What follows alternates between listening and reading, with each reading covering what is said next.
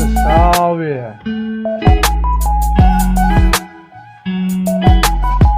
Boa noite! Você está escutando aí? Pãozinho, você está só me escutando? Dá um salve aí, tá bom? Só dando início aqui.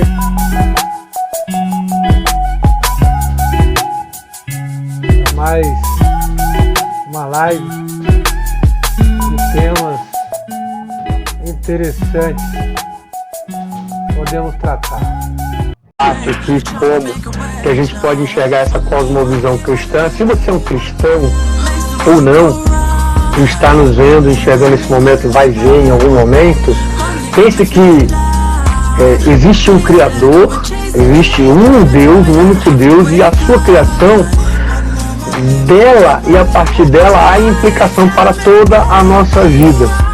E a gente sabe e conhece que desde a ética, da economia, da ecologia, né, da política ou qualquer área da vida, né, há uma relação entre Deus e tudo, porque Ele é Criador. Ele criou o mundo natural e as leis naturais.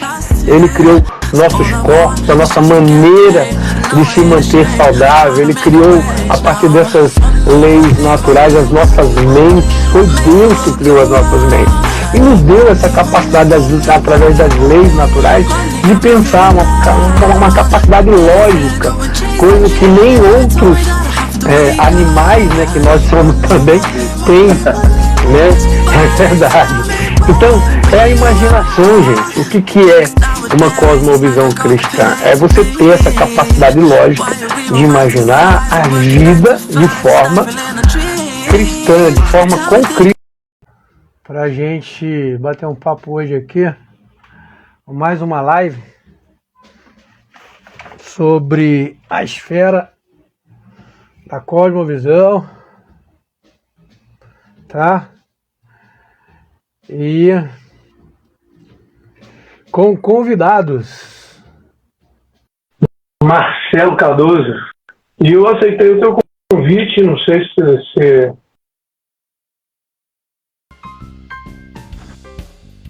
me ouve aí, mas... Cadê tu? Tô te vendo. Agora sim. Agora tô te vendo. Beleza. E aí, meu brother? Tudo certo? Mas aí, boa noite, gente. Boa noite. Deus abençoe vocês, as suas vidas. E mais uma vez é uma satisfação a gente estar aqui com a galerinha que vai entrando logo mais, aos poucos, tendo interesse aí, fazendo julgo do que nós estamos falando e também contribuindo aqui de uma melhor forma. Eu quero agradecer também ao Marcelo, que nos atende sempre aí a convites. Às vezes eu atendendo o convite dele e ele me atendendo o convite. É isso aí. E temos falado, né, Marcelo, sobre algumas coisas interessantes, pelo menos tem nos questionado, né? Por que não o cristão não pode discutir sobre várias coisas, né? Inclusive eu comecei aqui, né, com uma crítica do Franklin, né, que são modelos de como os cristãos lideram com uma cultura ao longo da história, né? Uhum.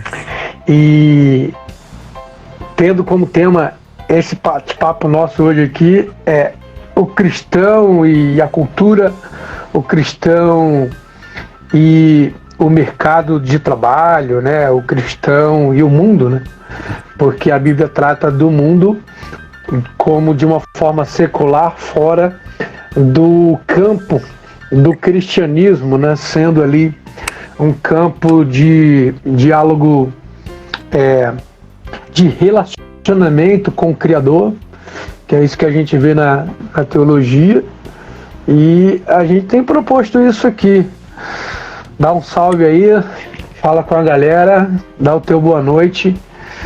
E se eu tenho algo a discordar do Pablo. E aí, jamais. Pessoal, boa noite aí para vocês que estão assistindo ao vivo ou gravado. Eu sou o Marcelo, amigo do Pablo aí desde o nosso seminário, né, Pablo? Começamos lá em 2015, aquela jornada, e foi podemos dizer assim, né? O que sobrou foi isso, porque a gente que continua até agora aí juntos em alguns projetos, algumas ideias de transmissão do que nós aprendemos, do que estamos aprendendo até hoje. E o Pablo tem sido aí o parceiro que tem permanecido aí ao longo desses anos. E é isso aí, vamos bater um papo aí. O Pablo hoje vai dirigir aí a nossa pauta e nós vamos trocando ideia com vocês aqui. Vai ser um papo muito legal. É isso aí, galera. Bom, as saudações já foram feitas, né? Se você ainda não nos conhece profundamente, tem muita gente aí nova que está vendo conteúdos e tal. A gente tem proposto estar todo final de semana aqui, todas as sextas-feiras. Pelo menos nós estamos testando este horário das 9 horas. Pelo menos uma horinha aí de bate-papo. Se passar um pouco, a gente paga promessa, né? Mas desafiando você a estar com a gente aí, a trabalhar, né, a lógica, a trabalhar a imaginação, trabalhar a profundidade daquilo que nós temos de capacidade para poder dialogar e questionar a vida em si, a partir, né, daquilo que temos como prumo, norma de regra, de fé e prática, que é a palavra do Senhor, como o Marcelo bem colocou. Nós temos tido aí, a partir do seminário,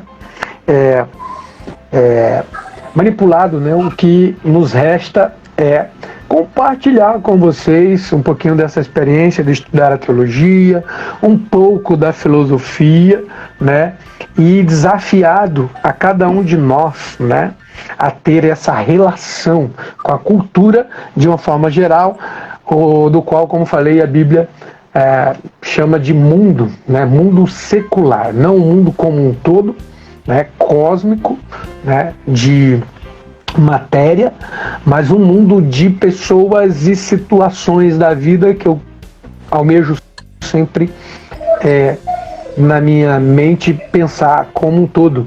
A minha vida, a esfera da minha vida, onde eu vou, o que eu faço, como penso e como lido com as pessoas. Então, nós começamos alguns assuntos a partir da cosmovisão cristã. Nós explicamos um pouquinho ali, né, pincelando sobre a cosmovisão de uma forma geral, o próprio termo, extraído filosoficamente, e a partir disso daí, com dois pensadores, ou melhor, dois teólogos, pastores, grandes homens que deixaram aí os seus nomes ligados, começando a partir deste livro, né, que é a Cosmovisão Cristã, a História de um Conceito. E aí, a gente hoje quer, né, trazer outras alas da cosmovisão cristã, né, conforme fora a cena, né, Marcelo, conversamos sobre como o cristão pode se posicionar, ou deve se posicionar, como ele convive, né, com uma cultura e as suas relações na cultura, porque a cultura ela é bem extensa. E aí a gente trouxe aqui, né, a ideia mesmo de papear e convidar você também que entrou aí em algum momento, tá, a fazer perguntas. Vamos lá, Marcelo. Olha, eu tenho dois materiais, pelo menos, aqui em mãos. Não sei pedir para ti, se caso fosse ideal você também separar, para a gente ir fazendo perguntas e respostas entre nós e aí a galera, se quiser interagir. Então, o primeiro, como eu te falei, é o mundo, ou melhor, o cristão e a cultura, né? O cristão e a cultura, eu ainda particularmente físico, não tenho esse livro, porém só de forma digital. Ele é um livrinho basicamente que intriga o ser humano, pelo menos esse autor, né?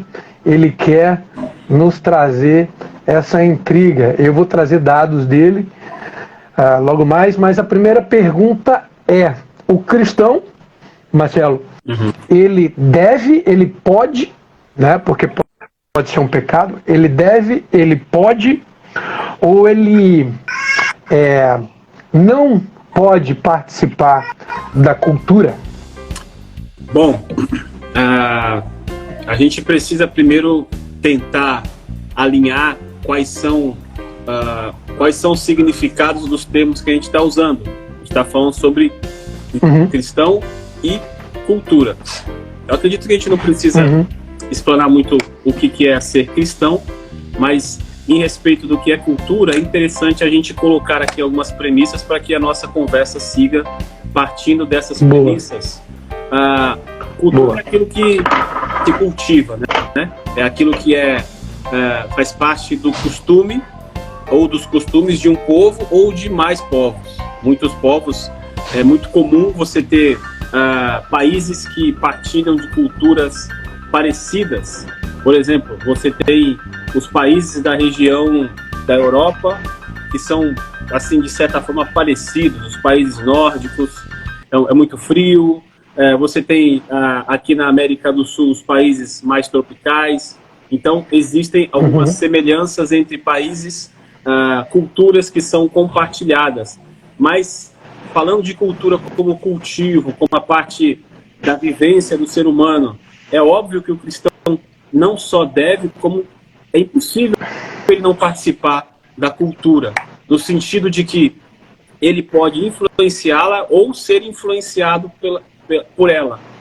E a ideia é que ele influencie com o Evangelho. Mas para que ele influencie, ele precisa saber o que é o Evangelho e também o que é a cultura na qual ele está inserido. Então, respondendo a tua pergunta, sem querer delongar muito, sim, o cristão não só tem, como deve participar da cultura, e nesse sentido, de entender, como tem um livro aqui que eu não está aqui na minha mão, mas eu andei já alguns dias atrás relendo ele, se chama Contextualização, que é do autor Bruce Nichols, e ele fala que o Evangelho, ele nunca é um convidado da cultura, mas ele é sempre o seu juiz e o seu redentor. Ou seja, o Evangelho, não por causa dos evangélicos, não por causa dos cristãos, mas por causa da mensagem do Deus soberano. Ele tem esse poder de ser tanto o juiz de uma cultura, ou seja, dizer o que é certo e o que é errado, como o redentor dessa cultura, ou seja, aquele que vai redimir, que vai resgatar essa cultura dos seus moldes errados para que se alinhe a um molde que é compatível ao seu Criador. Então, sim, o cristão tem que participar da cultura e tem que influenciá-la.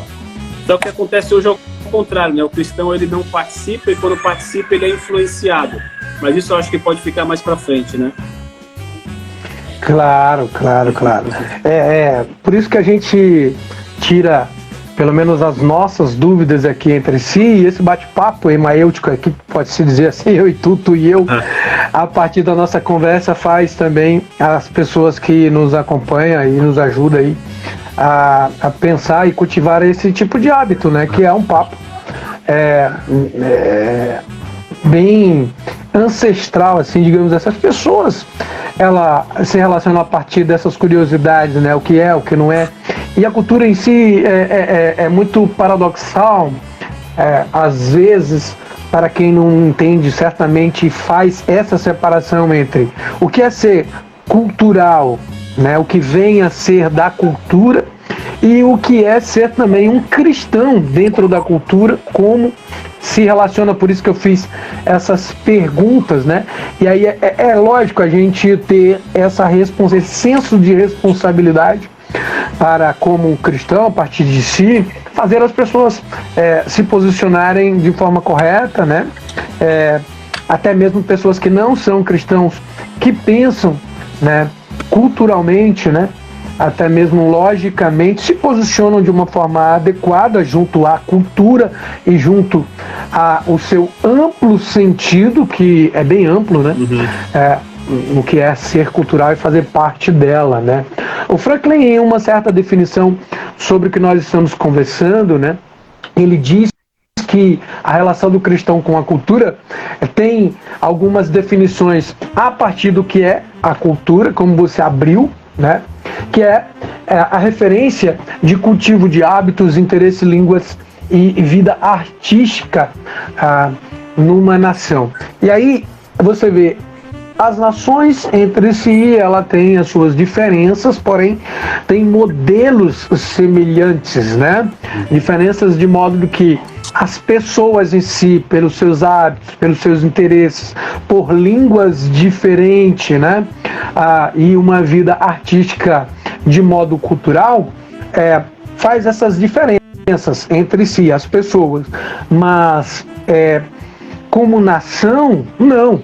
Veja, o termo democracia, né, trazendo aqui, né, o que está tão em voga, né, é usado de amplo sentido. Porém, há alguns que entendem o que é o consenso verdadeiro de democracia, onde, mesmo tendo as nossas diferenças, aqui é assim explicado, né, a usa como a sua liberdade, né, e a liberdade em si, né, ela é a proteção do próprio ser humano, né, já dizia os antigos mais adoráveis filósofos. Isso não é simbólico, é estrutural.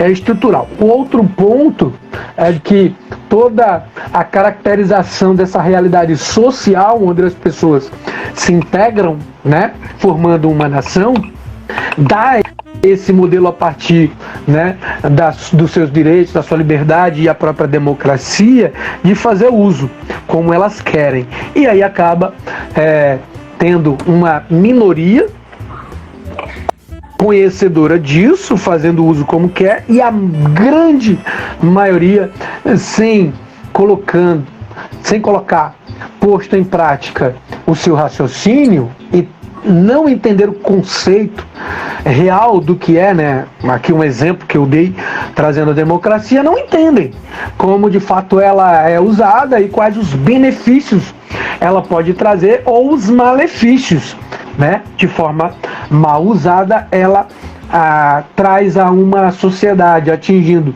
valores, né?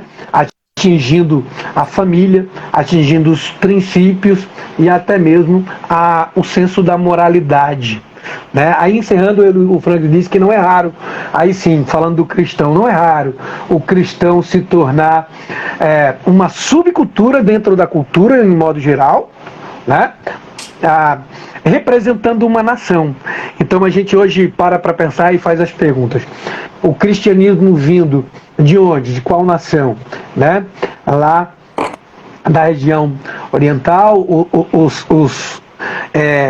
os judaicos, né, os judeus, a partir deles, trazendo toda aquela história, nasce e surge o cristianismo a partir de Israel e todas as outras nações que expande, né, este cristianismo.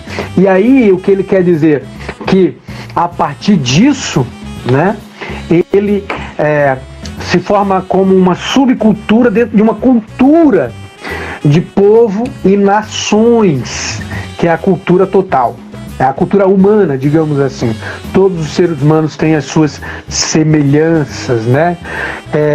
Que louco, ele dizendo que esses valores e atitudes formam crenças e costumes, mas estão desatualizados, né? Que é o que você acabou falando aí sobre o cristão acabar se desentendendo, né, e desintegrando desta subcultura que é a noção de que o ser humano está dentro da cultura, o cristão mais ainda, e sim, pode fazer parte dessa cultura.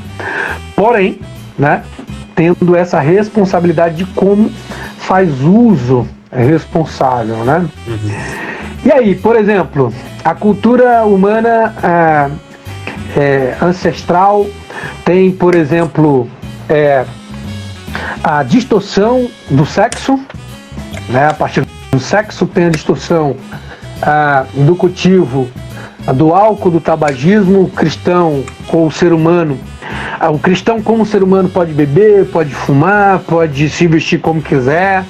Aí agora a gente já vai passar aqui para as partes mais práticas e o que a palavra, a Bíblia da nossa regra fala sobre isso, para, de uma certa forma, a galera aí que está fora do contexto teológico entender um pouquinho melhor. Olha, para a gente dar uma palhinha, uma passada aí nessa questão de cultura, influência cultural, hábitos, o que pode e o que não pode. Por exemplo, a depender da região, você tem certos hábitos, digamos assim, alimentícios, vai. Você tem aqui no Brasil o pessoal da região sul que gosta lá do chimarrão. Tu é chegado também, né? É tu que gosta? Pô, cara, pra caramba. Eu nunca tomei. Como um bom pernambucano, eu amo chimarrão. Né? Vê que loucura.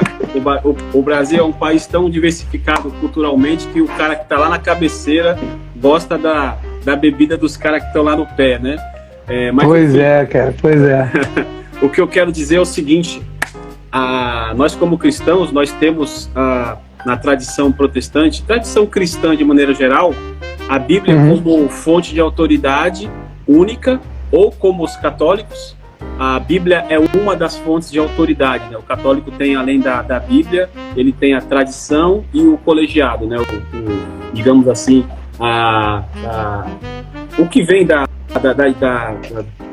cúpula, né? Digamos assim, dos influenciadores, dos sacerdotes, enfim. Então eles têm um colegiado que formam lá as doutrinas, tem a tradição e tem a Bíblia. Nós protestantes dizemos que temos apenas a Bíblia como regra de fé e prática. Só que você percebe que às vezes cria-se alguns consensos culturais em certas regiões que as pessoas entendem como mandamento bíblico. Por exemplo, você está falando aí da questão do tabagismo, da bebida, da ingestão da bebida alcoólica. Existem cristãos que dizem que é pecado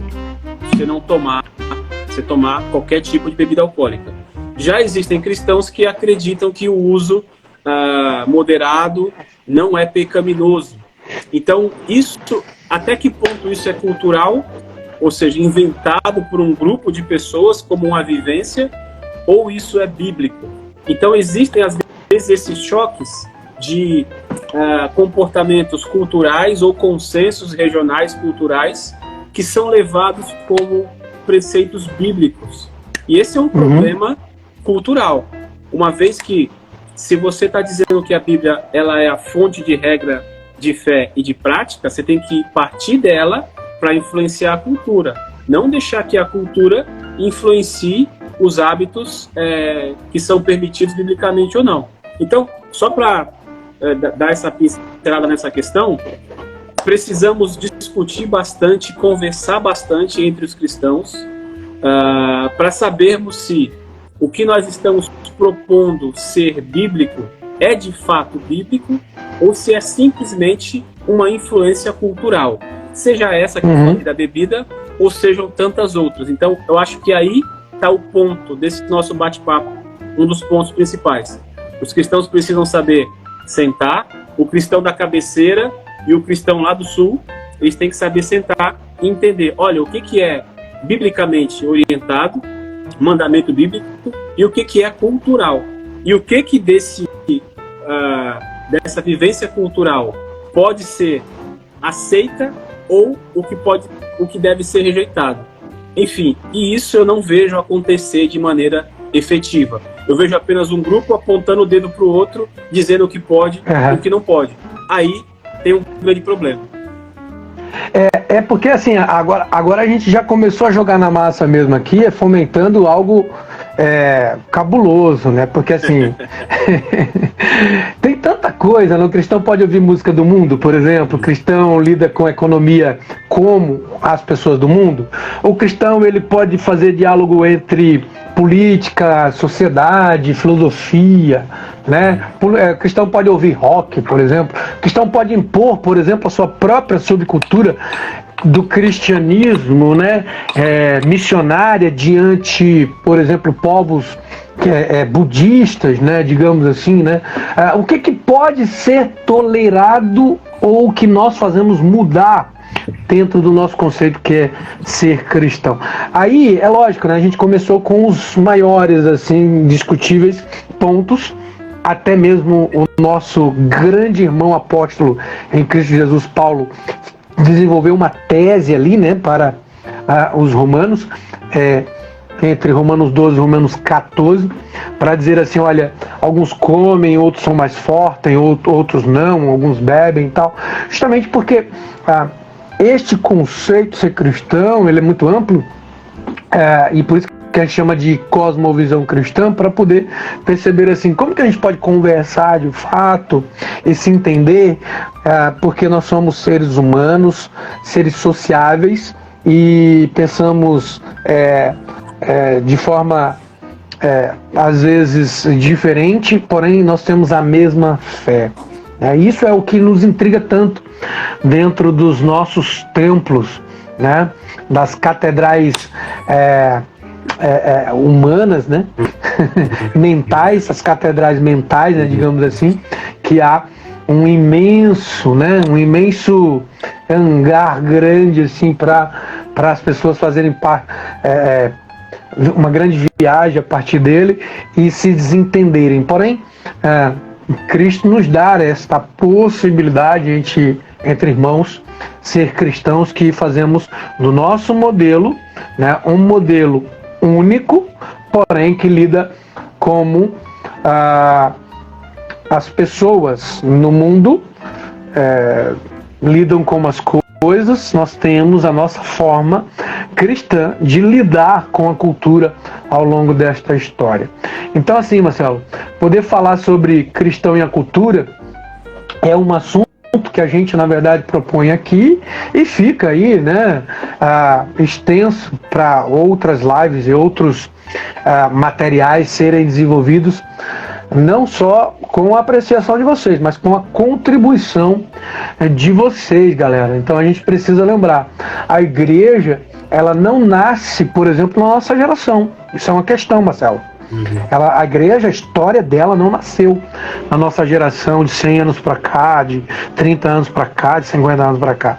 Como é que a gente pode lidar com uma subcultura, né? Essa cultura do cristianismo tão grande de tempo, espaço e história humana, com vidas ali importantes sendo martirizadas e até mesmo, né, lembradas ao longo dos séculos e séculos, que a partir de um homem só, né, um homem, um Deus encarnado, que provocou, né, com sua humildade, a todos nós olharmos para essa história do mundo sendo cristão.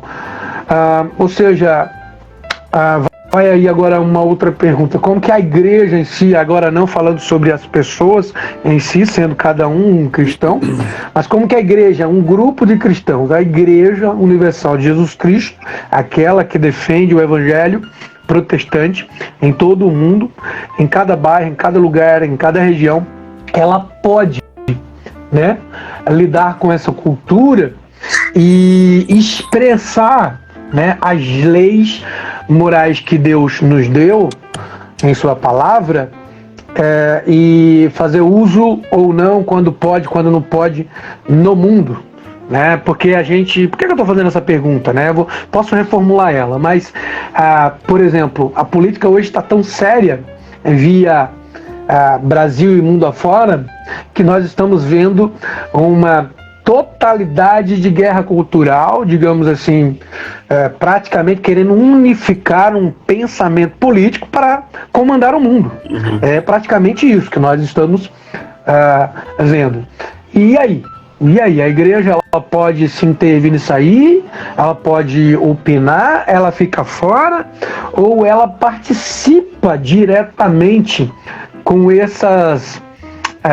com esses parênteses, né? Aí estão envolvidos. Olha só, Acho que todo mundo aqui, ou pelo menos a maioria das pessoas que estão passando por aqui, elas já devem ter ouvido falar no grande teólogo norte-americano chamado Jonathan Edwards, que é bem conhecido, quem estuda seminário aí, quem gosta de ouvir pregações. Tem aqui no Brasil o pastor Josemar Bessa, que gosta de narrar os sermões do Jonathan Edwards.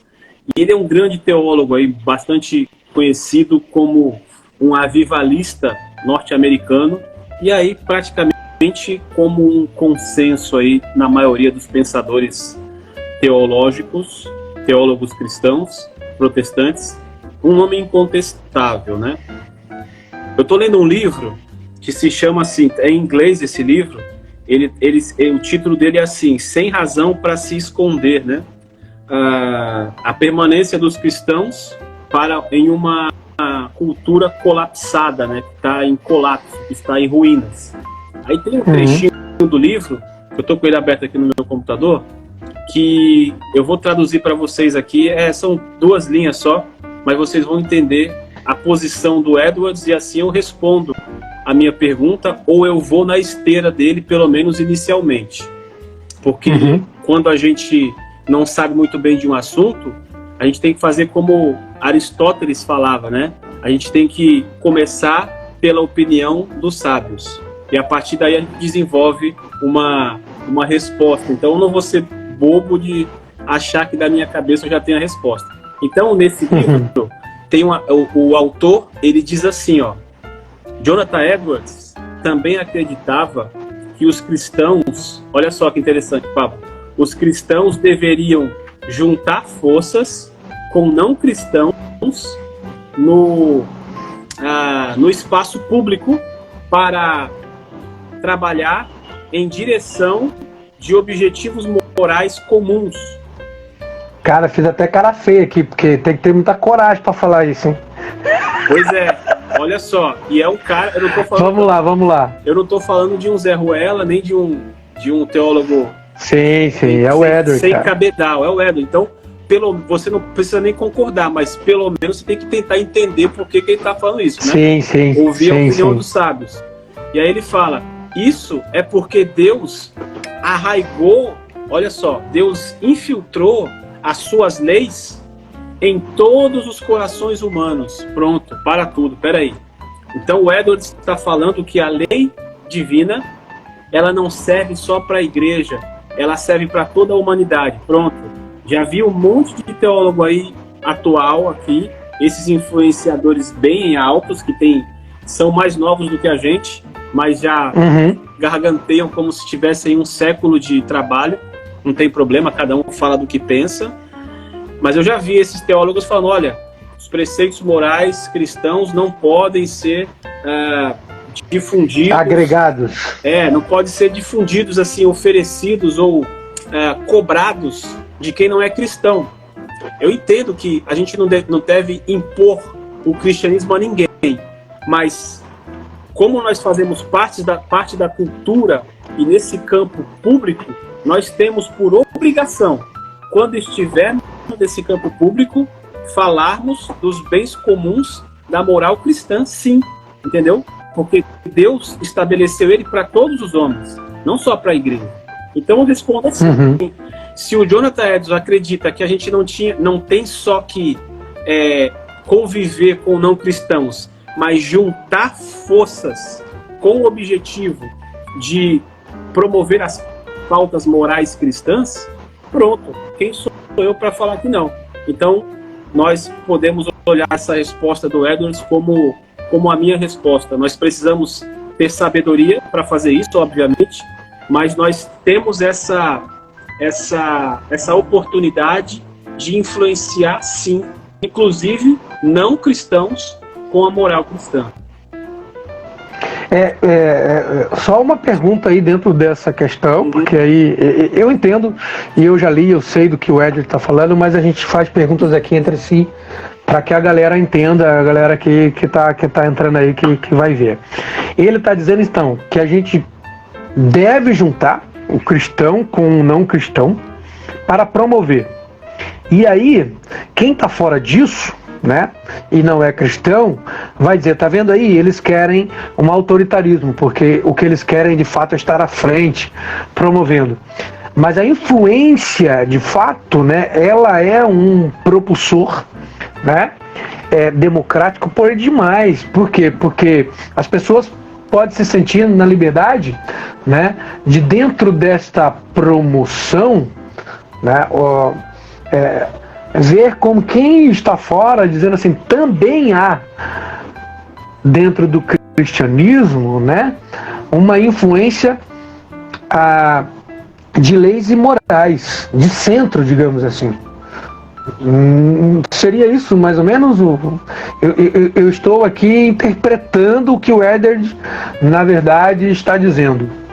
Eu acho que a proposta do Edwards é de nós entendermos que, em primeiro lugar, né, como diferente daqueles cristãos mais radicais que achavam que, não só cristão, né, mas também tem outras religiões que trabalham com essa ideia do isolar-se do mundo, para não ser influenciado por ele.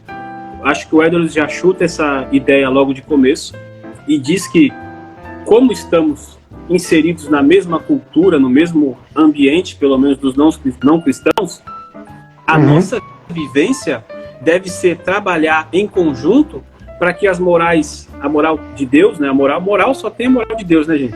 É que as pessoas, às vezes, hoje, com essa coisa do ateísmo e dos modernismos e subjetivismos atuais, eles querem descolar a moral do cristianismo e dizer que isso é dos povos. Não é.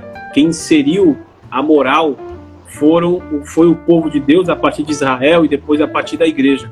Uma vez que até o próprio Império Romano era um império que tinha morticínio, aborto, infanticídio, bacanal, e o cristianismo deu ordem a essas nações. Enfim, então eu acho que o Edwards fala assim, olha, uma vez que é inevitável que nós convivamos com não cristãos, a nossa vivência com eles deve ser uma vivência de influência. Ah, mas aí vocês querem tomar o poder, não sei o quê. Não, quer ser autoritário. Não, a gente quer propor para que, como nação, nós tenhamos esses objetivos em comum. Ah, mas eu não quero ser cristão. Bom, tudo bem. Se você está num regime teocrático, que hoje não existe, né? Você tem os países ali islâmicos que têm lá os seus autoritarismos, né? Digamos assim, governamentais. A gente viu aí na Copa do Mundo, por exemplo, o Catar, né? Como é que é lá? Não tem presidente. Lá, se eu não me engano, você tem lá um primeiro-ministro, eu não sei qual é o termo agora, é um rei, um sheik, e se ele não quer, não tem, acabou e sai do país, acabou. O rei é a semelhança de adoração, o príncipe é o governo, né? É o próprio Estado, né? E não tem essa democracia de parlamento, essas coisas. Por quê? Porque quem manda é a hierarquia, meu pai. Então. E aqui? E um parênteses aqui, né? Não estou dizendo que eles são o que eu vou falar agora. Mas o que de fato funciona é isso. É um centro que articula para o bem do povo e que determina, e enfim, obedece quem tem juízo, mas isso aí é outro assunto.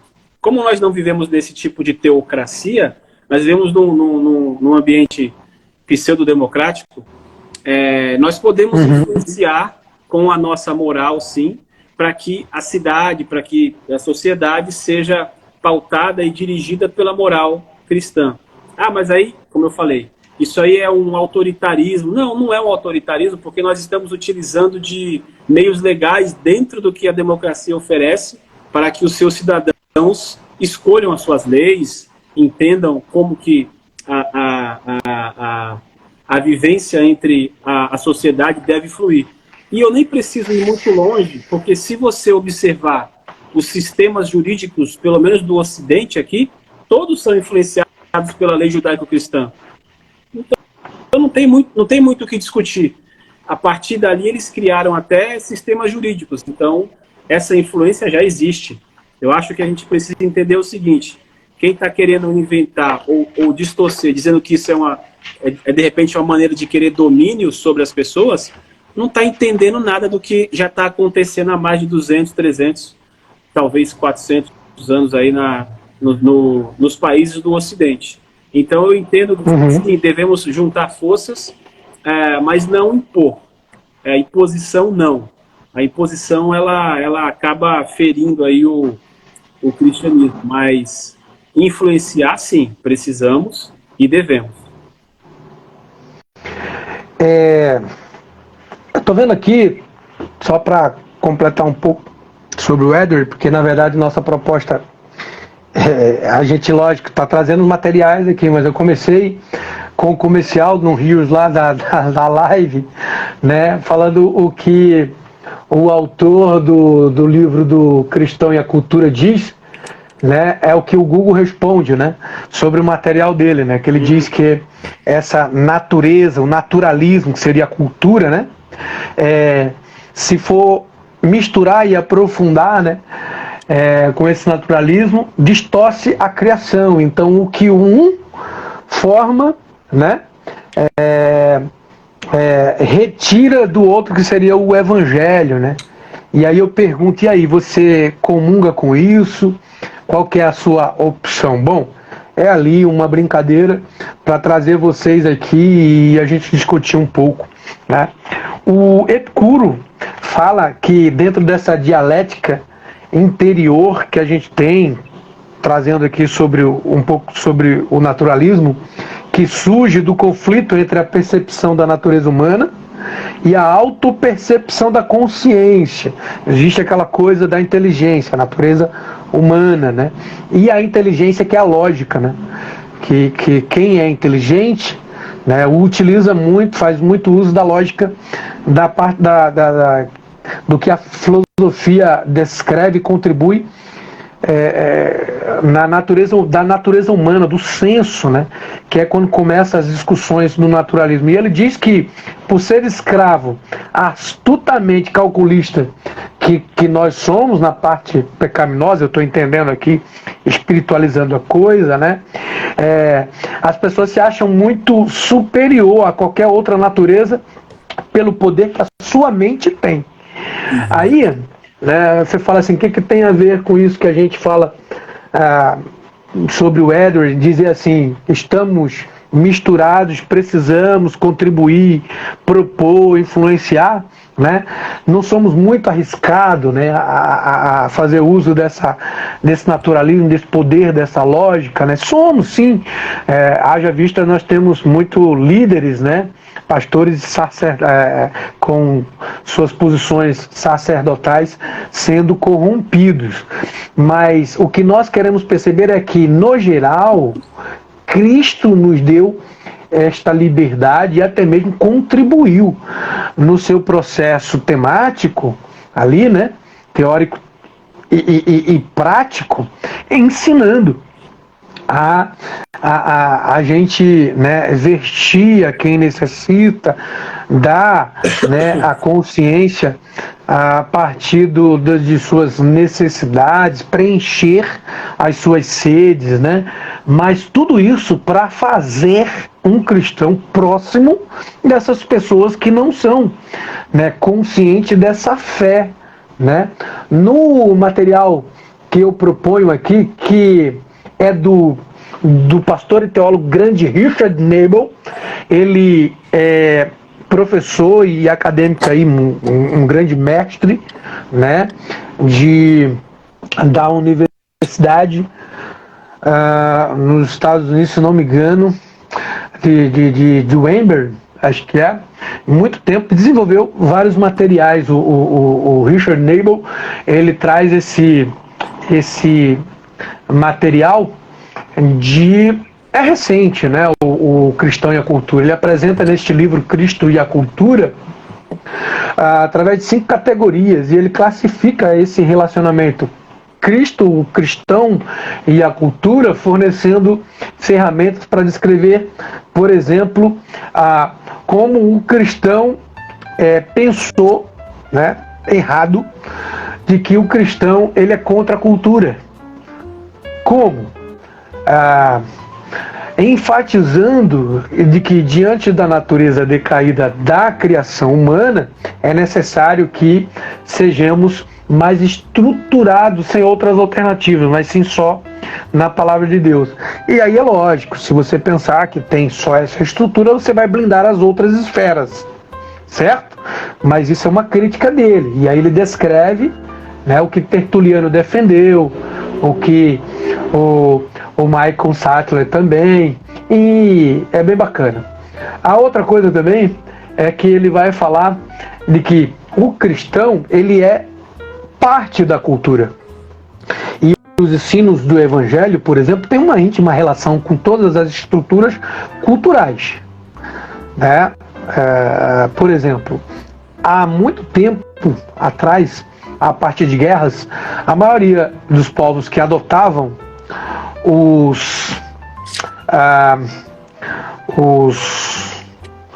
como que é? Me ajuda aí, aqueles que ficaram sem a sua família. Órfão. Fugiu agora. Órfão. Os órfãos, nossa, adotaram os órfãos, foram os cristãos, a maioria, em um bom tempo. Hoje não é muito comum, né? Hoje até para ser modelo da família da felicidade, os gays querem adotar, né, aí as crianças, os órfãos. Nada contra as pessoas, né, que são desta classe, tá bom? Mas isso é um exemplo muito grande de que o cristão, ele é parte da cultura. Haja vista, o cristianismo é uma subcultura. A outra coisa também é que o cristão, ele não está acima da cultura. Isso é muito bacana, porque o conceito católico, né, de forma monergista, né, a partir dali dos grandes pais e pensadores clássicos, né, influencia Clemente, Alexandria, Tomás de Aquino, né, através da humildade, fazer entender que o cristão, ele não está acima da cultura, né, mas alguns papas influenciaram o contrário, né. Por último, o cristão e a cultura está em paradoxo. Por quê? Porque é uma associação de posição e entendimento. Qual é o nosso diante da cultura? É o bíblico, né? E qual é o entendimento da associação entre o ser humano e a cultura quando as pessoas que não é cristão se associam? Seria o quê? Qualquer outra coisa que está de forma amoral, porque a Bíblia não é amoral. Sem dúvida. Isso é um fundamento dos pilares aqui do livro que ele traz a partir desse diálogo. Tem aí alguma pergunta, alguma curiosidade a partir disso daí? O que tu acha? Como que as pessoas estão se reagindo hoje? Como um cristão está entendendo essa maluquice hoje e comunga com essas adjacências da cultura via a igreja e o cristianismo? Eu acho, Pablo, que hoje em dia, a gente até já conversou sobre isso em algumas conversas particulares, existe uma preocupação muito grande do cristão hoje, moderninho, intelectualizado, que tem acesso a todos os tipos de conhecimentos na internet, mas não acessa. Existe uma grande preocupação em querer agradar o mundo, em dialogar com o mundo para que a mensagem seja alcançada e entendida pelo mundo. Eu acho essa intenção muitíssimo louvável, e eu acho que você é um dos caras que sabe que eu defendo muito a questão da abordagem, como o cristão deve abordar quem não comunga da sua fé. Mas existe um grande problema que está sendo, isso não é descoberta minha, outros teólogos estão falando isso até com mais propriedade. A igreja tem, na tentativa de ser aceita pelo mundo, ela tem, nesse diálogo, ela tem reduzido a importância ou partes fundamentais que o Evangelho prega, como, por exemplo, a questão do arrependimento, como, por exemplo, a questão de tomar uma posição. As pessoas entram na igreja e simplesmente sentam na cadeira, ganham o seu envelopezinho de dízimo e praticamente fica por isso só. Eles não são desafiados a entender que existe um posicionamento a se tomar, e os que estão lá dentro também não entendem que o confronto vai ser inevitável. Então a ideia é saber trabalhar com os confrontos, tendo uma boa abordagem para os não cristãos, e para isso você precisa conhecer o pensamento dele. Existe muita preguiça de querer conhecer o pensamento dos outros, ou você já quer sair julgando todo mundo, que também é errado.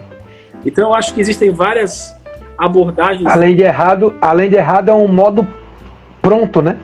É um método pronto, né? Sim, exato. Por causa daqueles hábitos culturais que vão passando de geração em geração, como a gente citou o exemplo aí da bebida alcoólica, e as pessoas não vão investigar para saber se aquilo de fato é ou não é pecado ou não, e acabam colocando aquilo como um parâmetro bíblico para julgamento, e acabam, por esse lado, sendo exagerados na abordagem, espantando o não crente, ou você aceita de maneira assim, de braços abertos, e não trabalha com a questão do arrependimento, da tomada de posição, da mudança de atitudes na sua vivência diária.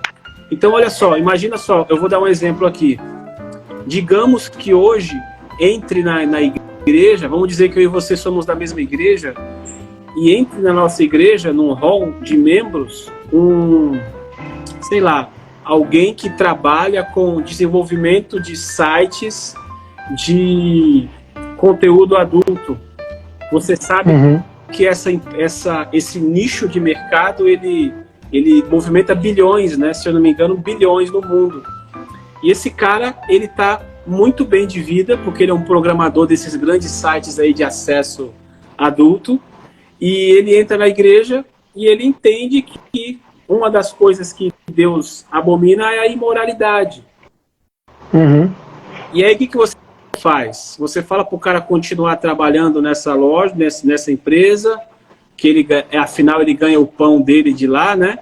Ou você vai mostrar para ele que esse serviço que ele desenvolve, ele está contribuindo com uma prática que é abominável pela Bíblia, por Deus, claramente, né? Só lê os 10 mandamentos. E aí, o que se faz? Eu acho que é uma questão que nem eu sei responder de primeira, mas eu acho que o que vai acontecer é, entra aí, fica quieto, não fala sobre isso aqui, esconde das pessoas o máximo possível, depois a gente vê. Deixa o negócio rolar. Porque você tem família, você tem esposa, você não se envolve com esse trabalho, apesar de você estar lá trabalhando digitalmente. Entende? Nós não temos essas respostas porque a gente não investiga esses estudos de caso, né? E a gente torce para que isso não aconteça. E quando acontece, empurra para debaixo do tapete.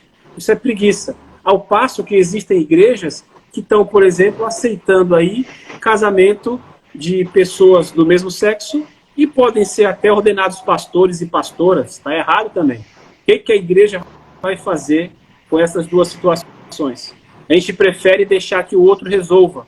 A gente não tem uma mesa para que isso seja discutido, para que até a partir dessas conversas haja parâmetros para você oferecer para os outros irmãos. Então, eu acho que um dos grandes problemas é esse hoje. A igreja, para ser ouvida, ela está baixando o nível do evangelho. E isso é um perigo, uma vez que se você baixa o nível do evangelho, outra coisa toma o lugar. E aí uma hora você vai se ver dominado e não vai ter mais condições de reverter a situação. Show de bola, velho. A palavra do paradoxo que eu trouxe aqui, né, entre o cristão e a cultura, né, no último ponto que o Richard Nabel traz no seu livro, tem muito disso, né? Uma parte do trecho do livro, ele diz que ele, a partir do exemplo de Lutero, enfatizar esse tema com a sua doutrina, né? Haja vista, Lutero escreveu aí bastante teses para defender a própria palavra, né? como regra de fé e prática a partir da fé, da graça, de Deus, somente Deus, Cristo, Espírito Santo e tudo mais. Ele tem uma doutrina escrita como tese dos dois reinos e ele enfatiza esse tema entre o cristão e a cultura, dizendo que são dois reinos, a mão esquerda é mundana e segura espada e poder no mundo, enquanto a mão direita ela é celestial e segura a espada do Espírito, que é a palavra de Deus. Cara, é universal isso, né? A gente vê em todas as esferas, cara, não é só no poder político que domina muitas coisas, não, né? A gente não pode distorcer de que isso aconteça no mundo e ficar a par disso daí, né? Fora disso daí, para tentar fazer, né? A doutrina, né, cristã não ser coagida. Nós somos cristãos salvos para ser perseguidos aqui no mundo porque nós somos salvos. É isso que a palavra de Deus nos ensina, né, de que como lidar com o mundo, porque a perseguição vai vir de qualquer forma, seja cultural, seja lógica, né, ou até mesmo material, vai arder na carne em algum momento. E acredito que é por isso que Lutero traz a simbologia da espada, né? Que há duas, uma do mundo, do lado esquerdo, e a direita sendo divina. Paulo também traz uma alusão sobre esses elementos na esfera de armas, né? De guerra, para poder lutar espiritualmente com o mundo. Mas não ser separado do mundo, né, lutando com amor, porque a justiça de Deus ela é amor, ela tem esse modo de que através da fé acomoda, né, esses dois lados seculares do pensamento, né? Isso é muito show quando a gente percebe de que nós temos o poder de dialogar em favor a isso, né? Os grandes pais da igreja viveram a vida inteira dialogando para fazer defesa da apologética da sua fé, da fé cristã. E por que a gente não tem nas nossas igrejas, dentro dos nossos templos, dos santuários lógicos, um diálogo, né, cara? Por exemplo, mulheres vítimas do feminicídio, mulheres cristãs não levam os seus esposos a tribunais seculares. Por que não? É um direito dela, né? A Bíblia defende isso, de que ela deve respeitar o marido e o marido deve respeitar a mulher. E quando isso é contra, né, a par do leito matrimonial, isso é parte da justiça humana, para que possa de fato condenar maldosos, né?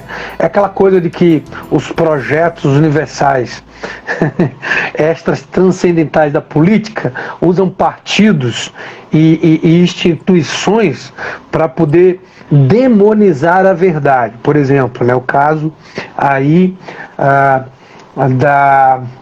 do racismo, né, digamos assim. E aí usa casos separados, né, de fatalidades para poder condenar uma verdade de justiça. Eu não vou dar nem exemplos maiores aqui, mas em síntese, isso é usado para dizer que a verdade ela manipula e a verdade, né, que é a justiça, a verdade, ela é autoritária. Cara, isso é muito pesado, cara. Isso é muito pesado. E aí a gente vai levando um tribunal divino para o âmbito secular. E a cultura ela não deve ser cativada de forma contra a verdade. Ela deve ser cativada a favor da verdade, que é o que nós cremos, que a verdade está só em Deus, em um único Deus. Marcelo, por último, se tu tiver outras contribuições, outros materiais, eu vou estar aqui encerrando, a gente já está partindo por fim, tratando sobre como um cristão ele pode ser um agente transformador na cultura, né? E aí, por fim, eu quero fazer uma indicação, né? Sempre tiver aí, a gente tem alguns bons materiais, a gente pode indicar o que nós estamos tratando, trabalhando, né? O que é ser um bom cristão, como lidar com o mundo, com a cultura, né? Que a gente trouxe esse nome, cultura, para aí, né, tematizar o mundo. E aí eu vou estar trazendo uma sugestão. Mas como um cristão ele pode ser um agente transformador? Tu já falou bastante um pouquinho sobre como a gente pode fazer essa diferença, trazendo um exemplo, por exemplo, do Edward, mas aí na tua concepção, né? Essa cultura ela deve ser absorvida pelo cristão e dentro disso o cristão ele pode ser uma resposta ou não, ou apenas participativo? Olha, eu acho, Pablo, de maneira assim bem direta na lata, que pode parecer até contraproducente ou contraditório ao que nós estamos falando aqui. Mas o cristão, ele não deveria se preocupar em influenciar o mundo. Eu acho que o cristão, a grande preocupação do cristão, em primeiro lugar, deveria ser em transformar a própria alma, sabe?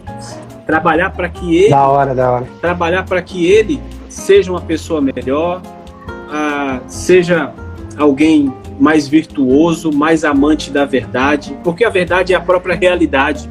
Como é que você vai lutar contra a realidade? Isso é impossível. Sim. Isso aí é uma das maluquices retardadas dos filhotes do gnosticismo, porque o gnosticismo, essa heresia cristã que até hoje perdura, né, em outras formas, ela leva o ser humano a lutar contra a realidade, contra o cosmos, né, contra o mundo. Então, vivemos num mundo mau, a matéria é má, a carne é ruim, tudo é ruim.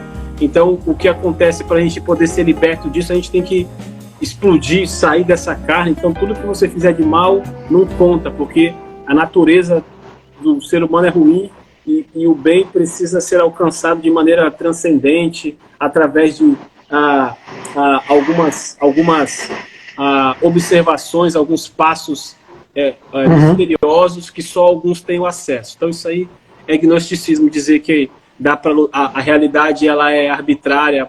É claro que ela é arbitrária, ela é realidade, pô. É o que acontece, como é que a realidade não vai ser arbitrária, pô. Enfim, caramba. Porque assim, a arbitrariedade da própria verdade hoje virou um demônio, né? Pois é, as pessoas lutam contra a própria natureza. Geral, né? As pessoas lutam contra a própria natureza, pô. O que tu quer pensar desses caras? Tá com o cérebro derretido, infelizmente. É verdade. Hoje a gente está discutindo sobre homens trans, mulher trans, homens. Inclusão. Oi? Inclusão. Isso, também. Que aí eles usam uma palavra assim para poder maquiar ou até mesmo poetizar, mas na verdade é a distorção, né? A prática de tudo isso é a distorção da verdade, né? E ela vai levar ao que o C.S. Lewis fala no livrinho dele que eu já li, chamado Abolição do Homem, né? O homem vai virar outra coisa no lugar e a mulher também. Então, a luta contra a realidade é uma loucura dos nossos tempos. E a gente não pode deixar que isso prospere, pelo menos dentro dos nossos arraiais cristãos, né? Mas eu diria que a luta do homem, respondendo a tua pergunta, como é que a gente pode ser um agente de mudança na sociedade? Transformador na sociedade. Cara, transforme a sua vida. Procure você mesmo fazer a sua vida uma vida melhor. E como eu gosto de coisas práticas, eu vou dar exemplos aqui. Marcelo, como é que eu faço então para transformar a minha vida? Você pode seguir vários exemplos, mas o mais icônico, pelo menos hoje em dia, é o do Jordan Peterson, que eu estou lendo o livro dele, 12 Regras para a Vida, está aqui um pouquinho distante, não consigo pegar. Ele diz assim, antes de você mudar o mundo, você tem que aprender a arrumar o seu quarto, ok? Primeiro você arruma a cama, tranquilinho, aí você vai tentar, se der tempo, né, porque isso vai demorar uma vida. É lógico que isso é uma figura de linguagem. E aí você vai tentar transformar o mundo. Então, como é que você faz isso na prática? Olha, como é que eu quero ser posso ser um cidadão melhor a partir de agora? Em primeiro lugar, a live vai terminar, eu vou levantar, eu vou ver se as crianças estão dormindo, eu vou ver se eles não estão com frio, se eu não coloco um cobertor mais grosso, se estão com calor, se eu ligo o ar-condicionado, se eu não ligo, se eu ligo o vento, se eu não ligo. Eu vou na pia da cozinha, vou ver se tem louça. Se tiver alguma loucinha, eu lavo, para que quando a Alessandra acordar amanhã, ela não tenha louça, para ela ter que lavar a louça, depois de cuidar das crianças. Amanhã eu vou acordar, eu vou ver se o cachorro tem comida, eu vou tirar o lixo, enfim...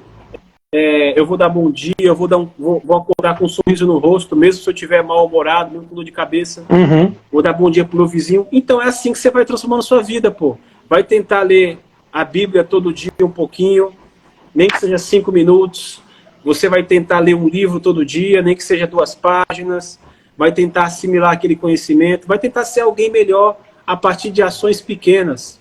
E a partir disso, você vai criando um hábito de abertura na tua vida para começar a caçar aonde você pode melhorar. E isso vai ganhando proporção cada vez que você todo dia vai fazendo a mesma coisa. O Jordan Peterson, ele fala nesse livro, eu estou lendo ele todo no finalzinho já, 12 regras para a vida. Ele fala, tenha objetivos grandes, né? Vamos dizer, eu quero ganhar mais dinheiro, não tem problema, tá, gente? Quero ganhar mais dinheiro. Objetivo grande. Hoje eu ganho menos, pouco. Como é que eu faço para alcançar esse objetivo? Você pega esse grande objetivo e quebra ele em pedaços pequenos. E aí você amanhã vai fazer esse pedacinho. Depois você faz o outro, até você conseguir o objetivo final. Então, comece com coisas simples, pô. Seja mais gentil, dê um sorriso, agradeça a Deus, não reclame, trabalhe, sirva seus irmãos, sua família, a sua comunidade. Eu fazendo isso, você fazendo isso, fulano fazendo isso, vamos ter ideias para que a gente possa influenciar mais gente e quem sabe, lá no futuro, influenciar um punhado de pessoas. E aí, depois da gente morrer, mais pessoas vão estar com essa ideia, vão estar contribuindo com isso e quem sabe, um dia, o mundo dá uma melhorada. Não sei se vai melhorar também não, acho que não tem esperança não que melhore como a gente quer, mas pelo menos a gente melhora, entende? E eu acho que isso, fechando assim a minha... Pelo menos a nossa cadeia, né, de grupo, né, é contribuinte nesta esfera, né, de entendimento e profundidade do que é a vida e como a gente pode transformar a nossa própria vida para que o mundo veja, né, como diz o Cristo, né, olha, Pai, tu está em mim, eu esteja em ti para que o mundo veja, né? E aí esse processo que você falou de mudança é um processo de redenção, né? De remissão. Redenção, entender o que é a redenção em Cristo e você mudando, né, aos poucos, você está passando por um processo de remissão de pecados todos os dias, né? Diminuindo o seu. E, gente, isso aqui que nós estamos falando não é de hoje, né? Grandes caras da antiguidade que Cristo, né, moveu para que muitas pessoas fossem levadas aos pés da cruz, como Agostinho, João Calvino, John Wesley, como o Marcelo falou, o Abraham Kuyper, nós trabalhamos sobre um pouco da visão dele, né, e grandes outros, não são alguns dos que não entenderam isso, eles entenderam que os cristãos, o cristianismo em si, são agentes transformadores da cultura. Haja vista que toda essa posição ela é exposta, né, na obra da cruz, né? Não a partir do que a gente conversa, do que a gente fala. A gente fala e traz isso daqui, esses pensamentos, né, lógicos, a partir de uma cosmovisão cristã, baseada nesta remissão do Redentor, né, que foi uma obra ali na cruz, pago, né, só por ele e através dele, né. E como a gente vê, por exemplo, também, né, essa cultura sendo levada para um mundo do reino de Deus, né, que esses cristãos, a Bíblia narra essa história, é levado a partir daqui para esse reino, e Apocalipse narra um pouco também sobre do que Deus redime, tanto pessoas, como também toda a diversidade cultural neste tempo futuro. vai ser redimido, né? Sim. Vai ser transformado por um único rei, né? Que é o nosso Jesus Cristo. E nessa posição não há nenhuma divisão entre o sagrado e o profano lá, porque não vai ter divisão, porque não vai ter profano, vai ter só sagrado. Sim. Não é isso, Marcelo? Sim, sem dúvida. Galera, é isso. De minha parte, Marcelo, eu acredito que encerro esses pensamentos. Se tiver mais algo aí, Não, tá a gente boa, tá fica por aqui. Tá tranquilo, acho que já deu para dar uma aquecida aí no assunto, né? Tem até sugestões de bibliografia aí para o pessoal dar uma lida. E é isso, né? A gente tem que, antes de querer mudar o mundo, que a gente arrume primeiro o nosso quarto. Quando ele estiver bem arrumadinho, a gente pode ir para a sala, pode ir ali para a cozinha. E tal. Isso vai demorar uma vida toda. Isso aí é fundamental para o nosso desenvolvimento. Beleza. Galera, como prometido, eu quero indicar este livro aqui, não quero comentar, porque são obras que... várias páginas, né? Legal.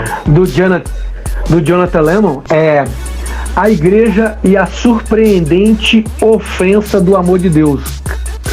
É meio louco o tema, mas ele fala sobre um amor autoexpressivo que nós devemos desenvolver entre nós, como o Marcelo falou, né? A partir de nós, como igrejas, para o mundo.